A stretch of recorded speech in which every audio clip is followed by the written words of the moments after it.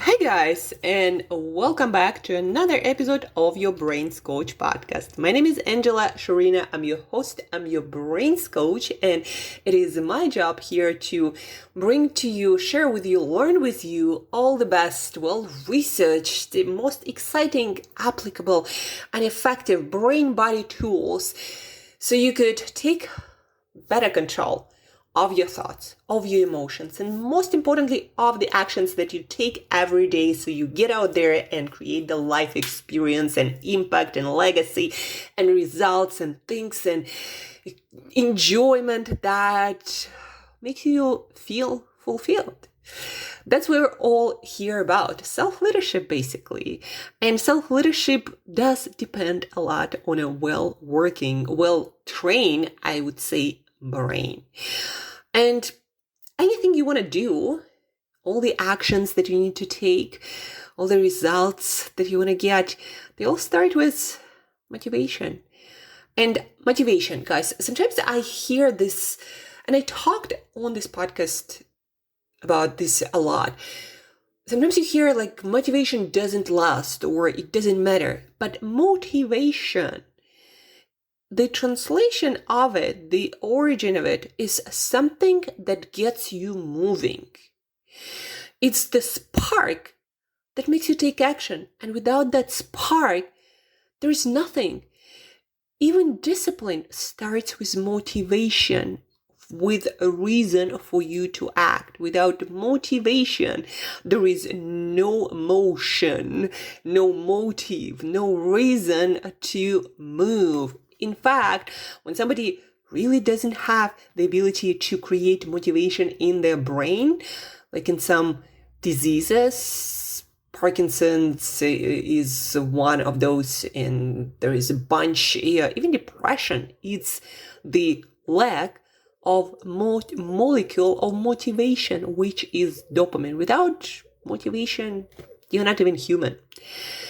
So motivation, it's actually very important to learn how to self-motivate yourself and how to maintain the right kind of motivation and how to ignite it for the hard things that your brain by default doesn't want you to do. Motivation, it's super important to master it if you were to achieve any goal that requires hard effort. Achieving big goals in 2025. I asked ChatGPT a couple of days ago for the best strategies to achieve goals in 2024. I'm like, till this day, what are some best strategies? I'm a coach. I help people to achieve results, to make progress, to move beyond a point where they are today. And I'm always interested in what's the latest? What's the research? What are the best tools? What are the best strategies? And so I asked ChatGPT, so how do we achieve a big challenging goals in 2024 based on all the science, research, and best practices? And ChatGPT gave me quite a few ideas, and I'm more or less familiar with all of them. And one of them was SMART goals and SMART goal setting strategy. And it is useful, and I'm going to share with you how and when it is useful. But it's not really that human. SMART goals, specific, measurable, achievable, relatable, what it is for R, I always forget this word, and timed, right? So we have a time frame. SMART goals, it's basically a bunch of numbers. And I don't know about you, but numbers, just mere numbers, never motivated me. It might seem like, I'm motivated to make $1 million consultancy happen. But that's not the number that motivates me. It's the lifestyle. It's the things I can give to people I care about, my family, my sister, my nephews, my friends, people who I can support. It's a lot of fun stuff that I want to learn how to do, like flying airplanes or going into space. It's legacy, it's impact, it's making the world a better place because I'm here. It's all of that. And that's what motivates me, not the number. I worked a lot and still help people with getting into the best shape of their life, whether that's losing fat and getting your six-pack abs, or getting super strong and fit and on fire, feeling vibrant and confident every single day. So I do all of that. And it might seem like getting to a certain body fat percentage. Like I work a lot with guys. They're like, I want to be below 10 or below whatever that number is. And very soon they realize when things get hard, they realize like, that number doesn't actually motivate me. Like it means nothing to me. I thought I wanted that, but actually I didn't want it that much. So I would work that hard. And then we have to dig deeper into their reasons for why that number was important for them. What does it represent?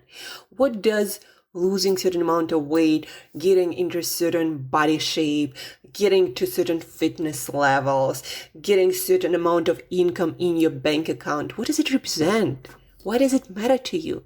You see, ChatGPT will not relate to that because for ChatGPT, any number is equally important or unimportant. ChatGPT doesn't have a life experience, cannot relate to the human condition, to human struggles. And that's why for ChatGPT, smart goal setting is just as good as any other good strategy. But it's not entirely human. Human heart and will, they're not motivated. They're not driven by pure numbers.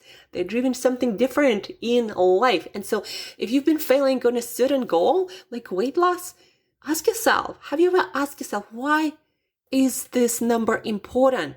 What does it represent? What pain does it cause you? What does it allow you to do? And during this questioning, you might even find out that there are other things that are important and you feel like you gotta get to them, like maybe you're getting in relationships or, again, certain career or certain confidence. Maybe you feel that the weight is what holds you back. But you might find out that actually there is something else that holds you back. And hey, I'm all for fitness and health goals. I love working on them, but that's not because the number represents who I am, right? Anyhow, so ChatGPT gave me this list of strategies, and smart goal setting and achieving was one of them. And then again, I realized it's not entirely human, and ChatGPT cannot relate to that. Metrics make poor destinations. Smart goals are fine, but they should also be inspiring enough to motivate the elephant, your emotional brain. Same goes for financial goals. Return on equity or gross margin targets won't inspire many people. This is a quote from the book Switch, How to Change When Change is Hard. Highly recommend picking it up. There is another one coming from the same authors, Reset, I believe on January 6th, from Dan and Chip Heath. Amazing guys, write so well about the science and practice of change. Change of behavior, transforming cultures, changing your tribe, your society, governments, countries. They have a lot of resources. Just check them out. But anyhow, back to our conversation about smart goals. So smart goals isn't that smart. It's actually quite stupid. And funnily enough, it's, the universe is full of serendipitous coincidence happening just at the right time. I heard and stumbled upon this new episode of Tim Ferriss podcast. If you're a fan, say, whoo, we Tim Ferriss fans here. I stumbled upon this podcast episode that he released a couple weeks ago, maybe. And podcast episode is an extract from his book For Our Work Week, a audiobook version. And in this abstract on his podcast that is available for free online, Tim Ferriss podcast, Tim Ferriss show, on this episode, he introduced this concept of dreamlining, which combines dreaming and streamlining, or creating an effective strategy to achieve specific results. Dreamlining, a concept from Tim Ferriss' book, The 4-Hour Workweek, helps you define and achieve dreams by turning vague ideas into clear, actionable steps with deadlines. It's kind of dreaming with smart strategies, turning them into reality. It's the perfect blend of dreaming big and planning smart. Ferriss says, dreamlining combines dreaming, thinking big about what you want in life, with planning, mapping out how to get there. How to stay motivated for big, hairy, audacious goals in 2025 as a human and not ChatGPT. Whenever you feel your motivation slipping, you gotta ask yourself, what is the dream behind the goal, behind the number, behind any metric? Like, what is the dream that it represents? Dream of me. Why does the number matter? What does it represent? Who? What kind of version of self does it represent to you guys? Numbers don't inspire. Dreams do. And if you want to plan smart like a human, big, hairy, audacious goals that you are serious about achieving. And guys, don't kid yourself. Big, hairy, audacious goals will not come easy. You will struggle. You will suffer. What are you ready to suffer for? Big, hairy, audacious goals. Again, numbers don't inspire, dreams do. The formula for achieving those dreams, it's a smart strategy, but not a guarantee. At every step, just like in some computer game, you can die, you can fall, and then sometimes you might not even return, but it's your risk to take and your choice to make, right? So the formula to dream big and achieve those dreams.